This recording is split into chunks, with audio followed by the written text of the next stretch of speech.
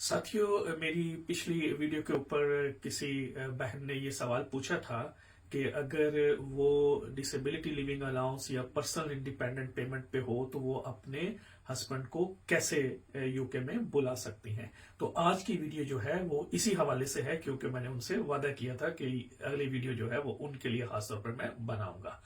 तो आप जहन में पहले रख लीजिए कि कुछ बेनिफिट जो हैं उनको हम क्वालिफाइड बेनिफिट कहते हैं, और उसके ऊपर मेरी सेपरेट से वीडियो मौजूद है, आप चेक कर सकते हैं। ये वो बेनिफिट होते हैं, अगर आप उनमें से कोई एक या एक से ज्यादा ले रहे हैं तो फिर आपको जो फाइनेंशियल थ्रेशोल्ड है 18,600 का, वो पूरा करने की जरूरत नहीं होती।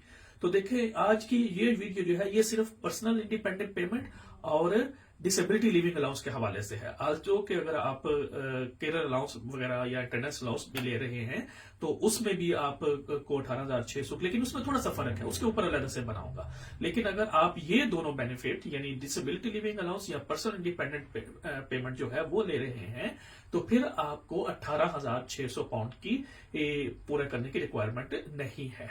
इसके लिए आप वही अपनी एप्लीकेशन जो है वो आप बनाएंगे। उसमें एक सवाल किया जाता है कि जी क्या आप में आपका जो स्पाउस है वो इन बेनिफिट में से किसी पे है, और उसमें ये क्वालिफाइड बेनिफिट की लिस्ट है। तो आप बताएंगे कि यस, जो भी फिर पूछेंगे कि डिसेबिलिटी लिविंग अलाउंस में है या पर्सनल इंडिपेंडेंट पेमेंट में है। उसके बाद इसमें बाकी सारे डॉक्यूमेंट्स तो वही लगते हैं जो स्पाउस वीजे के लिए लगते हैं, लेकिन फाइनेंशियल डॉक्यूमेंट्स में आपने एक तो DWP department of work and pension जो है उनका डॉक्यूमेंट लगाना है, लेटेस्ट वाला, जिससे ये जाहिर हो कि आप जो है पर्सनल इंडिपेंडेंट पेमेंट या डिसेबिलिटी लिविंग अलाउंस ले रहे हैं। दूसरा, उसके अंदर आपने पिछले 12 महीने के अंदर में से 1 महीने की बैंक स्टेटमेंट लगानी है जो ये रिफ्लेक्ट करे कि आपका ये जो पर्सनल इंडिपेंडेंट पेमेंट या डिसेबिलिटी लिविंग अलाउंस है ये आपके बैंक अकाउंट में आ रहा है। बाकी तो जो सारे डॉक्यूमेंट वही हैं कि जिसमें ऑब्वियसली इंग्लिश लैंग्वेज टेस्ट लगेगा, इस तरह से उसमें आपके घर के कागज लगेंगे, उसमें मैरिज सर्टिफिकेट लगेगा, टीबी टेस्ट लगेगा, बाकी आपकी मैरिज जो है वो सब्सिस्टिंग है, ये सारी चीजें उसमें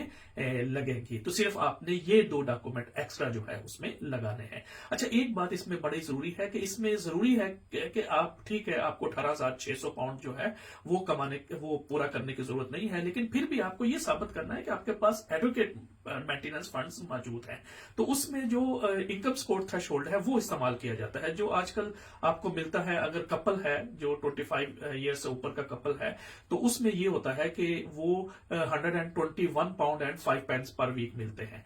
तो ये जो है आपको जरूरत होती है एक कपल को रहने के लिए वीक के तौर पर। इसमें से जो हाउसिंग चीज होती है वो शामिल नहीं होती।